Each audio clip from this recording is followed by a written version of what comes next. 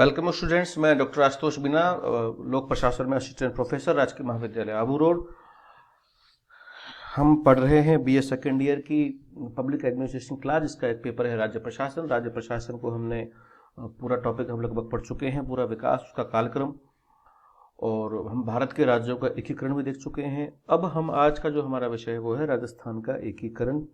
क्योंकि हमारा विषय राज्य प्रशासन है, तो राज्य प्रशासन में राज्य का जो प्रशासन एक स्ट्रक्चर है, उसको समझने के लिए हमको एक बार हल्का सा इतिहास को ब्रीफ करना बहुत जरूरी है।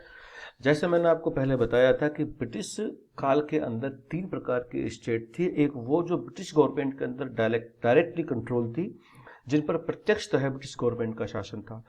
दूसरे प्रकार की केंद्र शासित प्रदेश थे, और तीसरे प्रकार के जिसमें देसी रियासतें थी, राजा महाराजाओं के रजवाड़े थे, जागीरदारियां थी। वहां पर ब्रिटिश गवर्नमेंट का डायरेक्टली कोई कंट्रोल नहीं था, लेकिन वो लोग ब्रिटिश गवर्नमेंट से पूरी तरह फ्री नहीं थे, स्वतंत्र नहीं थे। तो ब्रिटिश गवर्नमेंट ने वहां पर इनडायरेक्ट गवर्निंग कैसे करी, उस वक्त उन्होंने एक ब्रिटिश रेजिडेंट की रियासत में नियुक्ति वो लोग करते थे। वो ब्रिटिश रेजिडेंट राजा के साथ, महाराजा के साथ हर मीटिंग में बैठता था, और वहां की रिपोर्ट जो है वो स्टेट उसको गवर्नमेंट को देता था।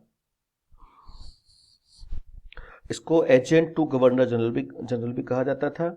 और इसका राजभवन, इसका मुख्यालय अजमेर, और राजभवन जो था वो माउंट आबू में कार्यरत होता था। और प्रतिवर्ष ये एक रिपोर्ट गवर्नर को देता था, उसका नाम था report of the political administration of Rajputana state. तो सबसे पहले जो राजस्थान के रेजिडेंट थे, उनका नाम था major general sir David Ochterlony. 1818 में इनकी नियुक्ति हुई थी। और अंतिम थे 1947 में लेफ्टिनेंट कर्नल आर बर्नेट। ये अंतिम एजेंट थी, जानकारी आपको होनी चाहिए। और 18 से और 47 के बीच में एक बहुत ही प्रसिद्ध इतिहासकार colonel Tod, major colonel Tod, ये भी ब्रिटिश रेजिडेंट बने, और इन्होंने बड़ा रुचि राजस्थान में ली। और इनके प्रयासों के बाद राजस्थान में शिक्षा, स्वास्थ्य, रेलवे, प्रशासन, न्यायपालिका और रेवेन्यू, इन सब का विकास धीरे धीरे उत्तर हुआ। क्योंकि अपन इस अंतर को इस प्रकार समझ सकते हैं कि जहां पर ब्रिटिश गवर्नमेंट की डायरेक्ट कंट्रोलिंग थी, वहां पर शिक्षा, स्वास्थ्य, रेलवे, प्रशासन, न्यायपालिका, एक पूरा प्रशासन का, शासन व्यवस्था का आधुनिकीकरण हो चुका था। लेकिन ये जो रियासतें थी, इन पर डायरेक्टली कंट्रोल नहीं होने की वजह से बहुत समय के बाद, यानी 1818 के बाद राजस्थान में ये सब जो आधुनिकीकरण है प्रशासन का, उसकी शुरुआत हुई थी। 1945 और 46 में राजस्थान में 22 रियासत थी, जिसको याद करने का तरीका जैसलमेर, जयपुर, बीकानेर, जोधपुर, उदयपुर। दूसरे फेज में आप अलवर, भरतपुर, धौलपुर, करौली, 4-5 को याद कर सकते हैं। पहले वाले में जैसलमेर, जयपुर, बीकानेर, जोधपुर, उदयपुर, इनको याद कर सकते हैं। इसके अलावा कोटा, बुद्धि, झालावाड़ को एक साथ याद कर सकते हैं। बांसवाड़ा, डूंगरपुर, प्रतापगढ़ को एक साथ याद कर सकते हैं। सिरोही, किशनगढ़, शाहपुरा। तो कुल मिलाकर यहाँ पे 19 तो ये रियासतें हो गई, और 3 छोटी छोटी रियासतें थी, कुशलगढ़, लावा, नीमराना, जिनको चीफशिप्स कहा जाता था। उस वक्त 40-50 प्रकार की जागीरें होती थी। मतलब जागीरों की जो नस्लें थी, मतलब किस्म थी, वो थी 40-50 प्रकार की। और संख्या इनकी थी 2,36,628 जागीरें उस वक्त यहाँ थी। तब एक प्रश्न, इन रियासतों के सामने प्रश्न, 3 तरह के विकल्प थे। एक तो भारत में सम्मिलित हो या न हो, दूसरा पाकिस्तान में सम्मिलित हो, तीसरा स्वतंत्र अस्तित्व बनाए रखें। तो यहीं से राजस्थान के एकीकरण की शुरुआत होती है। तो राजस्थान एकीकरण की शुरुआत का पहला जो चरण देखते हैं वो है 18 मार्च 1948 को, जब मत्स्य संघ की स्थापना हुई थी, जिसमें अलवर, भरतपुर, धौलपुर और करौली, इनको शामिल किया गया था।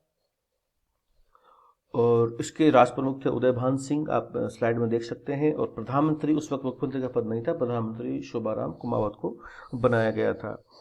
इसके बाद 25 मार्च 1948 को राजस्थान संघ का निर्माण हुआ, जिसमें बांसवाड़ा, बूंदी, कोटा, टोंक, शाहपुरा, डूंगरपुर, प्रतापगढ़, किशनगढ़, प्रतापगढ़, इनको बनाया गया था। राजधानी इसकी कोटा रखी गई थी। तीसरा चरण था 18 अप्रैल 1948 को, 18 अप्रैल 1948 को, जिसमें संयुक्त राजस्थान का निर्माण किया गया था, जिसमें राजस्थान संघ, जो पूर्व का जो राजस्थान संघ था, उसको उसमें उदयपुर को जोड़ दिया गया था। इसके बाद 30 मार्च 1949 को वृहत राजस्थान राज्य का निर्माण हुआ, जिसमें संयुक्त राजस्थान में जयपुर, जोधपुर, बीकानेर, जैसलमेर को सम्मिलित किया गया था। 15 मई 1949 को मत्स्य संघ का विलय संयुक्त राजस्थान में करके संयुक्त वृहत राजस्थान का निर्माण हुआ। और 26 जनवरी 1950 को संयुक्त वृहत राजस्थान में सिरोही को जोड़ा गया था, और तब ये संयुक्त वृहत राजस्थान का निर्माण हुआ। उसके बाद 1 नवंबर 1956 को संयुक्त वृहत राजस्थान में सिरोही, अजमेर, मेरवाड़ा, आबू तहसील और सुनील टप्पा, इन 3 को जोड़ा गया था। यहाँ पे हमेशा एग्जाम में भी आता है कि देलवाड़ा, सुनील टप्पा, सिरोंज और सिरोंज को मध्य प्रदेश में शामिल कर दिया गया था। तो इस प्रकार से एकीकरण यहाँ पूरा होता है। अब हम राजस्थान राज्य के जो प्रशासनिक स्ट्रक्चर है उसको इस स्लाइड में देख सकते हैं। ये जानना आपके लिए बहुत जरूरी है। राजस्थान में 3 तरह की कार्यपालिका, जैसे सेंटर में वैसे ही विधायिका, कार्यपालिका, न्यायपालिका। न्यायपालिका में उच्च न्यायालय जयपुर, जोधपुर है। जयपुर में खंडपीठ है और जोधपुर में इसका मुख्यालय है। जिला न्यायालय भी होते हैं, अधीनस्थ न्यायालय भी होते हैं। विधानसभा में 1 ही सदन है, हमारे यहाँ 2 सदन नहीं है। कार्यपालिका में राज्यपाल होता है, जो कि नाममात्र कार्यपालिका होता है। मुख्यमंत्री वास्तविक कार्यपालिका होता है। मंत्रिमंडल होता है। शासन सचिवालय होता है। सचिवालय का रूप आप देख सकते हैं, जैसे ये आप देखिए निदेशालय, जिसको कमिश्नरेट भी कहते हैं। फिर उनके सब जो क्षेत्रों में सब डिवीजन ऑफिस भी होते हैं, उनके इंस्टीट्यूट होते हैं, अभिकरण होते हैं। दूसरा है लोक उपक्रम, संभाग, जिला मुख्यालय, संभाग। अब आपको याद रखना चाहिए, राजस्थान में 7 संभाग हैं, कुल 33 जिले हैं। उपखंड, तहसील और ग्राम, इनकी लेटेस्ट संख्या आपको गूगल से या विकिपीडिया से या किसी भी किताब से, क्योंकि इनमें अभी कुछ दिनों में कुछ परिवर्तन हुए हैं। और जैसे नगरीय संस्थाओं में परिवर्तन हुए हैं, अब नगर निगम पहले कम थे, अब नगर निगम बढ़ गए हैं। तो ये संख्या आपको अवश्य याद होनी चाहिए। किसी भी एग्जाम में, प्रतियोगी परीक्षा में प्रश्न जरूर आ सकते हैं।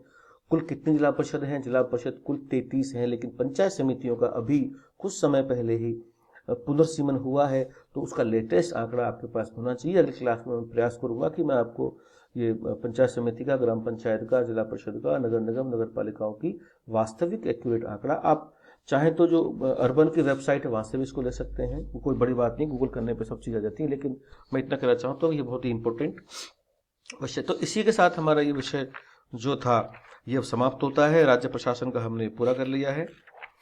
राज्य प्रशासन का विकास और महत्व और चुनौतियां ये पढ़ चुके हैं। अगला जो है हम राज्य प्रशासन की, राजस्थान सरकार की कार्यपालिका को पढ़ेंगे।